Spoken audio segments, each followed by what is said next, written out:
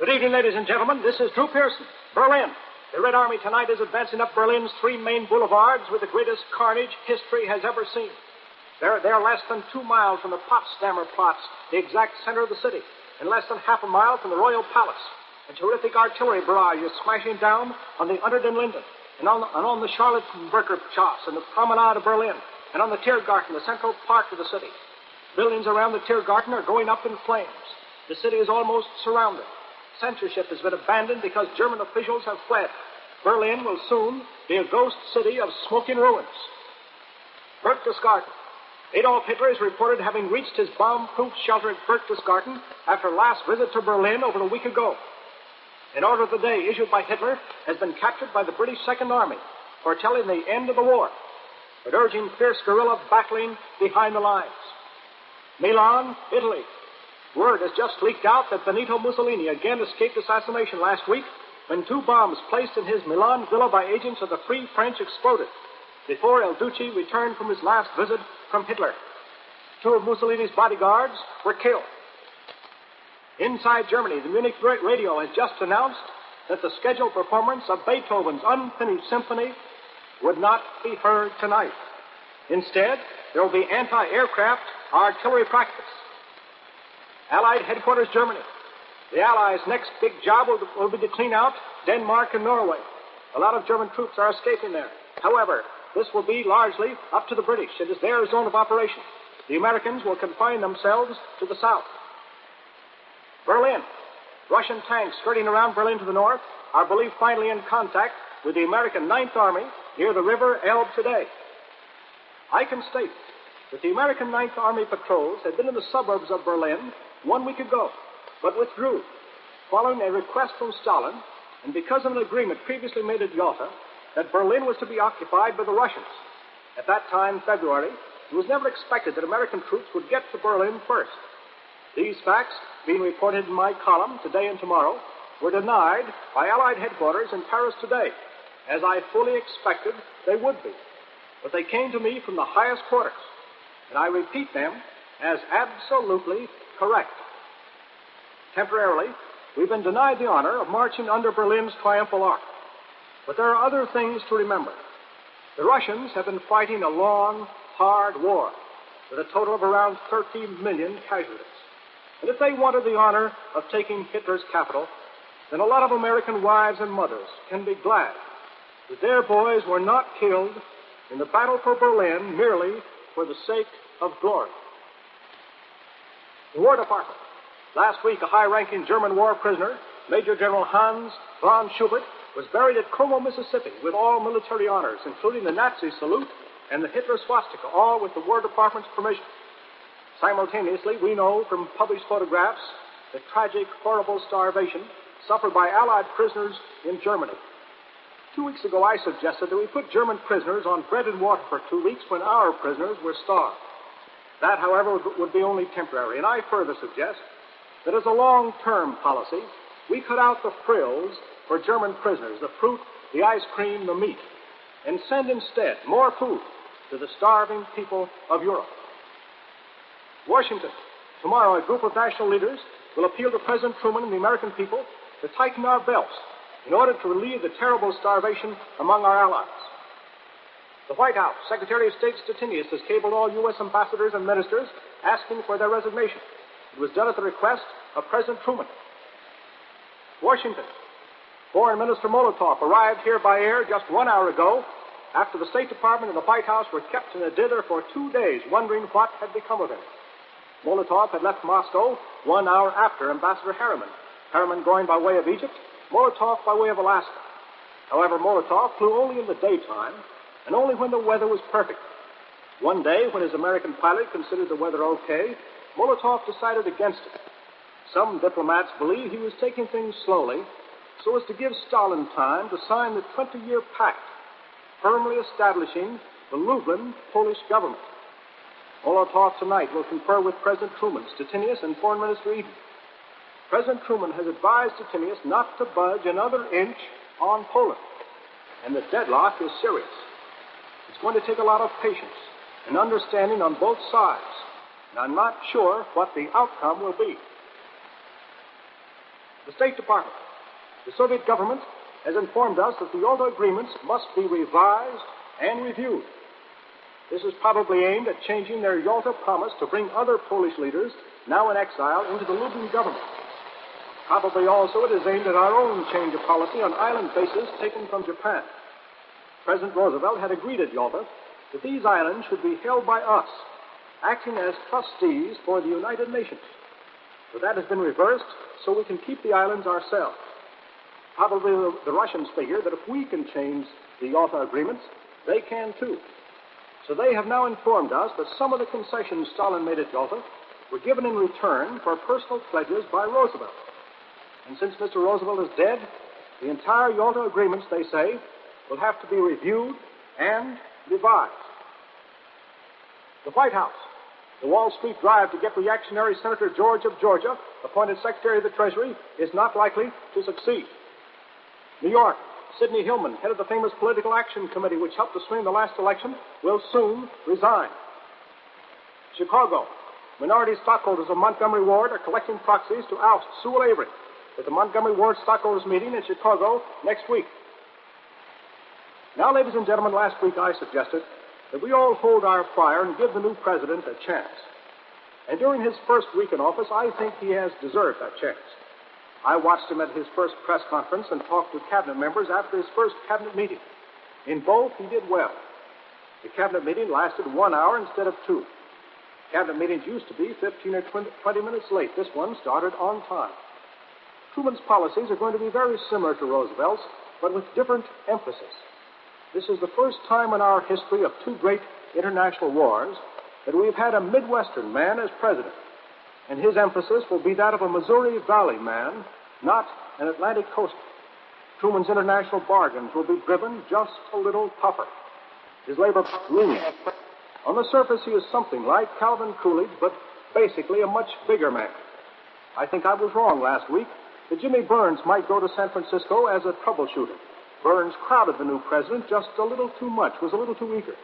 And Harry Truman wants to play his own score on the world's greatest international grand piano. And on the whole, I think he's made a good beginning. And now, just a minute, I'll be back with tonight's predictions of things to come. Prediction number 1, war veterans. Last fall, Bernard Baruch recommended that the handling of war veterans be placed under General Frank Hines and the Veterans Administration. However, the Veterans Administration is an old-fashioned bureau created to handle problems of the last war, such as insurance, bonuses, and pensions. It is not geared to handle the 12 million veterans of this war and the new problems involved. So here is my prediction. One of President Truman's early moves will be a complete reorganization of the Veterans Administration. Prediction number 2, the fight between big business and little business. After the last war, machine tools, which are the key to all manufacturing, were left in the hands of the big war contractors. Thus, they got a head start over small business in getting back to peacetime profits. Today, the War and Navy departments are urging exactly the same policy. They want General Motors, Ford, Bethlehem Steel, and the other big war contractors to be able to buy the machine tools loaned them by the government. The Army and Navy will not even tell anyone how many machine tools there are on hand, claiming this is a military secret. So here is my prediction. This week, Attorney General Biddle will send a smashing report to Congress criticizing the Army-Navy policy and demanding that small business and the spirit of American fair competition require that all business have a right to purchase wartime machine tools paid for by the American taxpayer and still belonging to him. My last prediction, Soviet cooperation. Today we are all very much worried over cooperation with our allies for future peace. One problem is Soviet Russia, which speaks a different language, has a different political system, and which for years was ostracized by most of the world, particularly by us. Naturally, when you don't speak to a country for a long time, the road to future understanding is somewhat difficult. It requires a lot of patience. So here is my prediction. In the next 2 weeks, Marshal Stalin will deliver a very important speech in which he will renew Russia's pledge to cooperate for permanent peace. But also, I predict that Stalin will warn that the death of President Roosevelt has created a new international situation which may deeply affect the future peace of the world. Now, ladies and gentlemen, next week I hope to report to you from San Francisco on the progress of the very important United Nations Conference. And I want to congratulate Commander Harold Stassen for taking 2 wounded servicemen to San Francisco as his advisors. When the final piece is written, I hope the State Department will begin early enough to pick an enlisted man as a full-fledged delegate. Instead of a marble monument to an unknown soldier after he's dead, let's pick an unknown soldier while he's alive and let him write a piece that will be more beautiful than marble. Today, John Knight of the Detroit Free Press wrote in tribute to his son killed in Germany, saying, "We have an obligation to those who have made the brave and gallant fight. We have a covenant with the dead. To the Johnnies who are gone and the Johnnies to come, let it be proved by our acts that we sought redemption." And so as the war in Europe draws to a close, for the sake of our fallen heroes, let's work, fight, give to win the peace and make democracy live. Speaking to you direct from San Francisco. Good evening, ladies and gentlemen. This is Drew Pearson, Paris. The war is now practically over on the Western Front, officially. Here is the inside story of how it was accomplished without declaring VE Day. When the German leaders refused to deal with the Russians or surrender to them, someone in the Western High Command surrendered to the Russians. There was no reason why they couldn't surrender front by front. In other words, the German commander facing General Devers along the River Elbe could surrender to him. And the German commander facing Marshal Montgomery along the Hamburg-Bremen front could surrender also to him. These fronts have been divided up at the demand of the Russians, who insisted that we not go beyond the River Elbe. Therefore, with each front carefully roped off, it was decided that there was no need of our wasting more British and American lives if the German commanders opposite us wanted to surrender. However, VE Day and the official end of the entire European war must wait for the end on the Russian front also. The Red Army is rapidly mopping up the few remaining pockets, and VE Day should come very soon. Allied headquarters, Paris. Hitler's doctor, Major Erwin Geising, has just captured by the American Army, denies emphatically that Hitler could have died of cerebral hemorrhage. Dr. Geising took care of Hitler when he was wounded from a bomb last July, and says he could easily identify him from the scars. There have now been 2 different official versions of Hitler's death. Personally, I won't believe either version unless the body is found. The easiest way for any criminal to escape is to put out the story that he is dead. Chongqing. The United States has received a new peace feeler from Japan. However, it does not involve unconditional surrender. There is no way of telling what is behind this peace feeler except this. Premier Suzuki and the entire Japanese moderate class are simply scared to death over the fall of Germany. They would like desperately to work out a negotiated peace. Suzuki has secretly begun reshuffling all Jap military commanders so that men personally loyal to him will be in command. He wants to oust the fanatical fascist Jap commanders who once tried to assassinate him because he was too moderate. Apparently, Suzuki is making the secret reorganization so that if Japan does decide to surrender, he won't be faced with fanatical commanders in the front lines who refuse to lay down their arms the same way some Nazis did in Germany. Hollywood. Some movie houses are holding back against showing the atrocity pictures of how the Nazis starved innocent civilians. They are afraid unpleasant pictures will make the American public quit going to the movies. However, in my opinion, the American people not only can take it, but should take a second or even third look at these pictures whenever they hear any appeasers proposing a soft peace. The War Department. A strict barrier between Russian and American troops has been thrown up along the River Elbe. There can be no crossing this line, nor fraternizing among Russian and American soldiers, though both have a great admiration for each other. This order was given by the Russians and is considered unfortunate by many Americans, because the best way to keep the peace is to make friends, and the Russians are a friendly people. Incidentally, complete confirmation of my story, previously denied, that the American army withdrew from the suburbs of Berlin to let the Russians occupy that city, has now been received from Paris. Not only has the Associated Press carried confirmation, but Supreme Allied Headquarters. May I remark in passing that this is the second time Allied Headquarters has seen fit to deny my column, only to reverse itself later. The White House exclusive. Here is the inside story on why Assistant Secretary of State Nelson Rockefeller hastily flew back to Washington from San Francisco. It was to explain the Argentine situation to President Truman. Truman had reluctantly given his okay to the general policy of seating Argentina at the conference, but he did not expect the job to be jammed through with high-handed tactics over the objection of other nations, who asked only for a 4-day delay to consider the matter. The whole thing left a very sour taste in Truman's mouth, so Rockefeller hurried back to try to explain things. Washington. General William Donovan, head of the Office of Strategic Services, has just received from his overzealous aides a detailed plan for American war on Russia. I am sure that General Donovan himself and the more responsible members of his super spy organization had nothing to do with these war plans. But I suggest that stupidity like this, which, if it leaks to me, will also leak to others, including the Russians, causes distrust between allies, just as we are trying to end this war and build up a plan to end all wars. Berlin. The devastation of Berlin and Cologne is so great that some construction experts believe they will never be rebuilt. It may be healthier and faster to build new cities alongside them. San Francisco. This all-important security conference took 2 nosedives over the weekend, but I still think we'll come out all right. One was the British position on conquered islands and colonies. 2 was the arrest of 16 Polish underground leaders. This came just as final Polish settlement seemed just around the corner. The 16 Polish leaders were arrested on charge of working against the Red Army, especially General Abuliki, who allegedly set up radio stations behind the Russian lines in Poland and sabotaged the Soviet advance. The incident confirms my belief that the Russian generals are getting all-powerful and even overriding Stalin and Molotov. The British position on islands and colonies is also discouraging. The British don't want to open any of their old colonies, don't want any areas mandated by the old League of Nations, such as Palestine, to come under the new United Nations. And finally, they want the United Nations to inspect all fortifications on islands that we have taken in this war, including Iwo Jima, Okinawa, Tarawa, and Saipan. President Roosevelt had been willing to open these islands to the United Nations, provided the British reciprocated. However, I predict that the United States will never consent to the British proposal without reciprocity. These are the 2 discouraging factors at the San Francisco conference to date.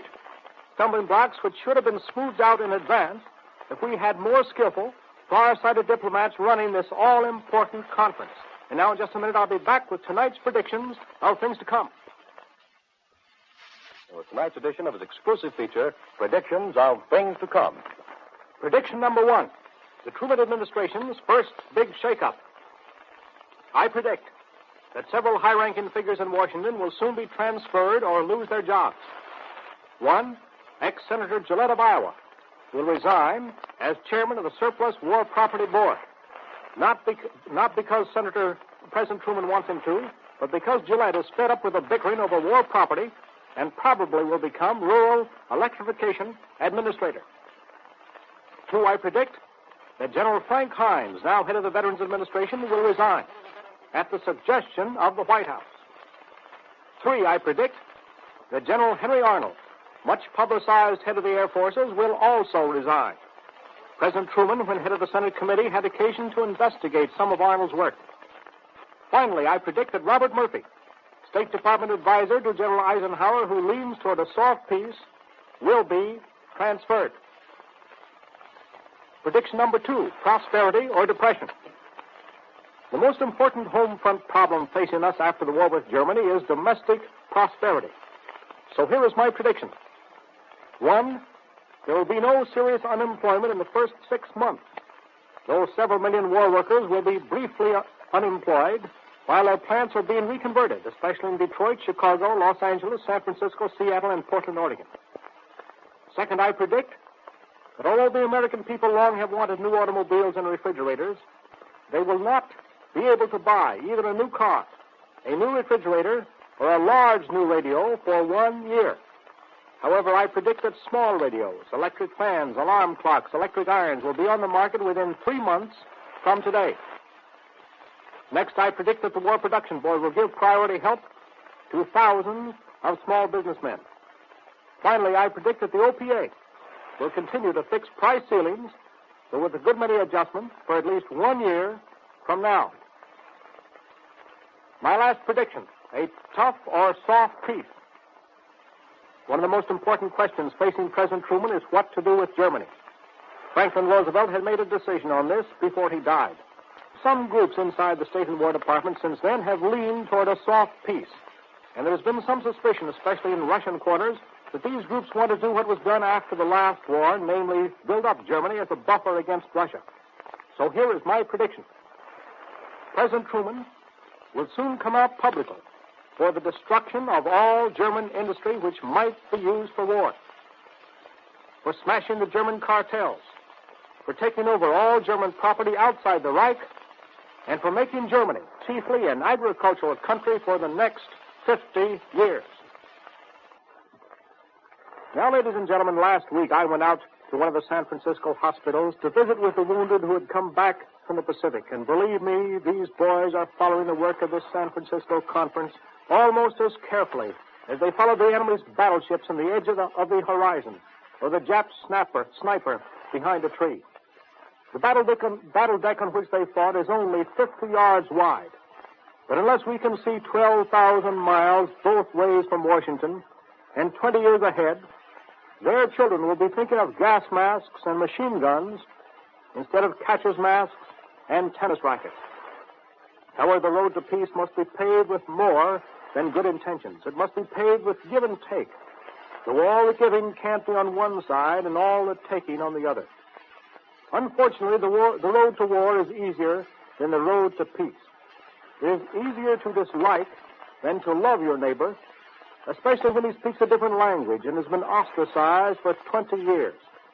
However, the American people have become accustomed to the rough and tumble of democratic debate. And I know they can appreciate what is happening at San Francisco. We have been debating things out in the open. The 16 arrested Polish leaders, the British ideas on islands and colonies, debating things in a healthy, democratic way. So let's not lose our tempers over pessimistic headlines.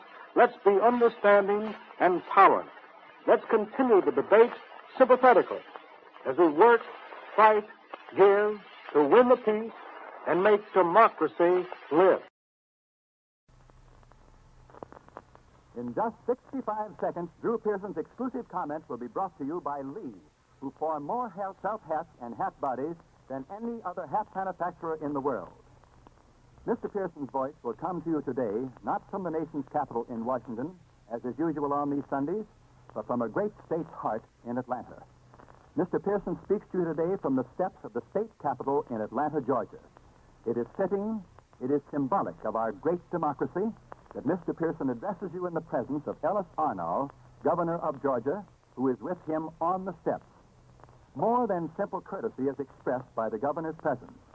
It is eloquent with respect for the free air that we breathe in America. It embraces all that is implicit in the word democracy. Mr. Pearson has attacked the Ku Klux Klan. Members of the Klan have challenged Drew Pearson to appear in Georgia, have actually threatened his life should he appear within the state. Drew Pearson has accepted the Klan's challenge. He is armed only with the power of his words. The governor of Georgia, no referee, simply has placed his state squarely where its fine citizens want it to be. That is, in America's corner. Now, Lee Hats for Men bring you Governor Arnall and Drew Pearson speaking to you direct from the steps of the state capitol in Atlanta. I welcome to Georgia Drew Pearson, a valiant crusader for truth, tolerance, and goodwill among men. The state of Georgia has recently instituted suit against the Ku Klux Klan.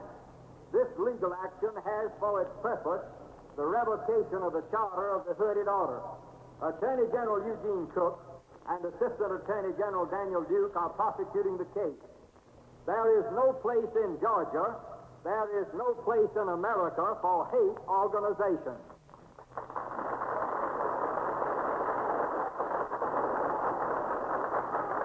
We must have an America free from fear, free from bigotry, free from prejudice, and free from hate. Drew Pearson's fight against the Klan is a fight against the spirit of intolerance which it symbolizes. We must supplant hatred with love, intolerance with tolerance, ignorance with education, to the end that all men may be protected in their inalienable right to life, liberty, and the pursuit of happiness. We must know that nowhere in this entire world can some men be free until everywhere all men are free.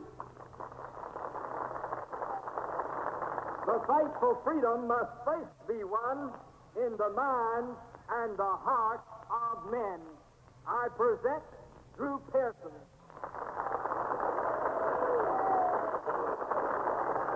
Thank you, Governor Arnold, for your most gracious introduction, and thank you, ladies and gentlemen, for coming here this afternoon despite this rain.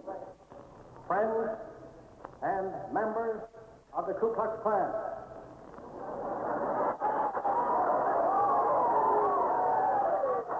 I stand on the steps of a capital of a great state through the courtesy of one of the greatest governors of the United States.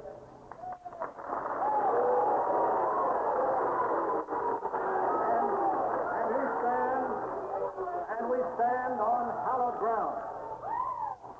We stand on ground hallowed by the valiant defenders of Atlanta. Generals John Bell Hood, Joseph E. Johnston, and the brave men in the Confederate Army who defended this ground did not do so from behind masked hoods. They fought in the open. General Joseph Wheeler rode with his magnificent cavalry in the daytime in the full uniform under the stars and bars, as did every Southern soldier. And because they did, the whole country proudly acclaims them. They had the courage to differ, but the chivalry to champion those differences not behind cowardly sheep, but in the full light of day. Now, I have received threatening letters challenging my right to come to Atlanta and calling me a northern carpetbagger. There is no American today who is not ashamed of the carpetbaggers. But a carpetbagger is not despised by history because his home was in the North, but because of the crimes he committed against the South in the South. And his worst crime was forcibly ruling helpless people for his own ends. The old plan of Reconstruction days may have been necessary to combat the carpetbaggers. But today, there are duly elected governments everywhere in the South and in Georgia, even one recently elected with the help of the Klan. Despite this,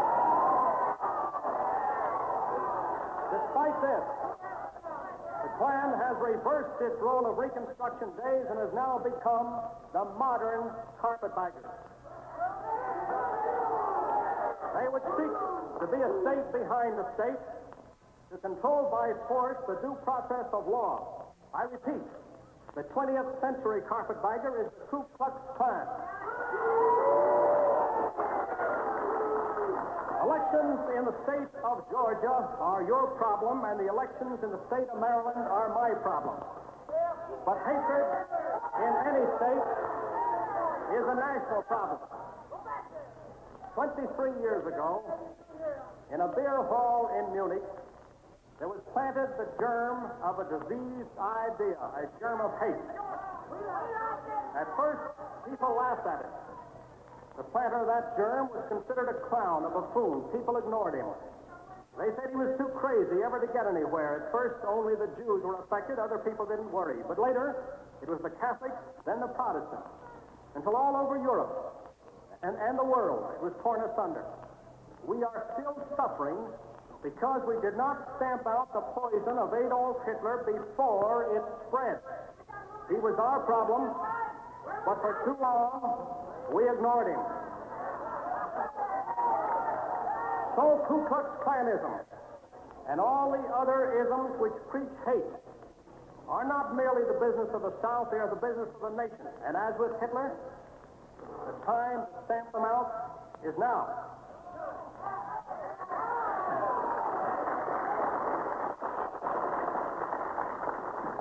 This happens to be a subject on which I feel most deeply. I belong to a religious faith which long was persecuted. I am a Quaker, a name of derision, given our forebears because they supposedly quaked before the English king.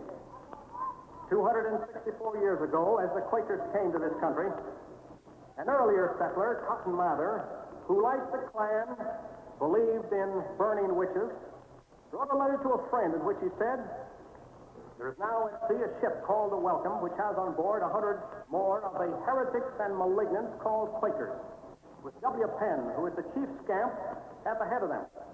The General Court, he continued, has accordingly given secret orders to the master of the brig Porpoise to waylay the said Welcome slyly and make capture of the said Penn and his ungodly crew, so that the Lord may be glorified and not mocked from the soil of this new country with the heathen worship of these people. Thus spoke Cotton Mather, who, when it came to intolerance, was the imperial wizard of his day. However, the Quakers landed in Pennsylvania, the Catholics in Maryland, the Puritans in New England, and also there came many different races. The Negroes, through no fault of their own, the Germans of the Midwest, the Spanish of the Southwest, the Italians of New York, the Irish almost everywhere.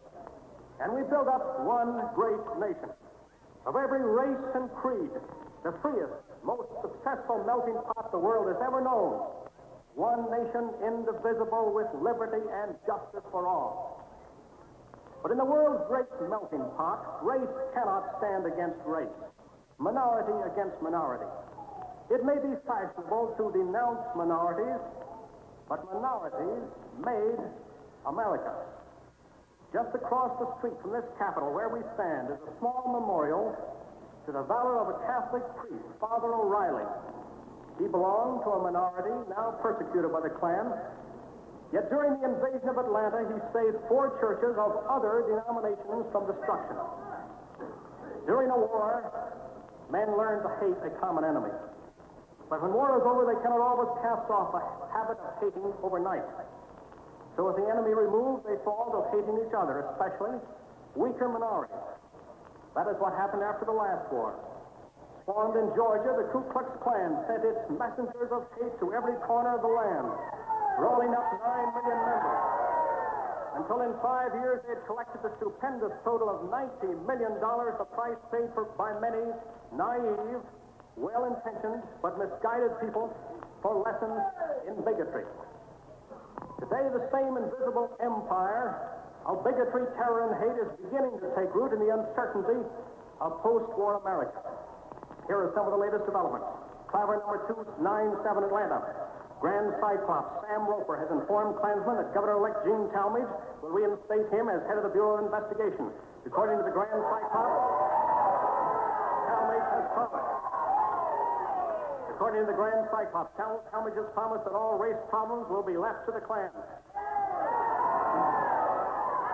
Chattanooga, Glenn Kliegel, J.B. Stoner recently signed a pledge urging that the Jewish race be lawfully exterminated. Now, my friends, civilization will ask the people of the South some bitter questions if once again bigotry and terror go on the rampage. The men who spread this terror are a libel on the fair names of Stonewall Jackson, Louis Beauregard, and William Hardee, who, if they were alive today, would be riding in full uniform to stop these cowardly masqueraders. Can anyone imagine a true descendant of Jeb Stuart charging a lonely Negro farmhouse at night? There is no blacker mark against the Klan than that they seek to convert the august mantle of Robert E. Lee into a nightshirt. Many defenseless people will suffer because of the Klan, but those who have the most to lose are the Klansmen themselves, for they must live with themselves, with their own hate, their own cruelty. Men consumed by hatred are not happy men. Jesus Christ, giving an example of neighborliness, told how the Good Samaritan picked up the man who had fallen among thieves, bound up his wounds, mounted him on his seat, and took him to an inn. Men who betray his teaching, who betray his cross, by flogging innocent victims under its shadow, can reap only unhappiness wherever they may go. They have to live with themselves. As long as books are written and men read them, the Klan, like Hitler, will be condemned for its doctrine of hate. On Stone Mountain, the Klan talked of lynching other men. When Christ spoke on a mountain, he spoke of loving other men.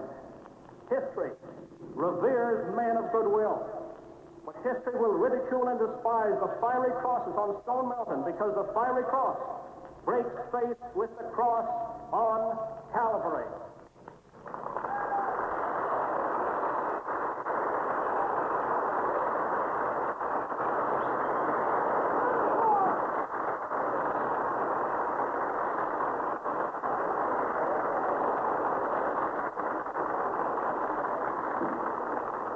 Drew Pearson and Governor Arnold. Lee Hats for Men have just brought you Governor Arnold of the state of Georgia and Drew Pearson, speaking direct from the steps of the state capitol in Atlanta, Georgia. This is Tiny Ruffner back in New York, speaking for Lee, makers of the famous Lee waterblock hats for men. Now, here is a very special announcement. For the next 6 weeks, during which time Mr. Pearson will cover the peace conference on the spot in Paris, Mr. Pearson's place on this program will be taken by a series of outstanding Americans. It promises to be most interesting, and there will be a different luminary, a great personality each week. As an instance, next Sunday we will hear Harold L. Ickes, former Secretary of the Interior. This is ABC, the American Broadcasting Company.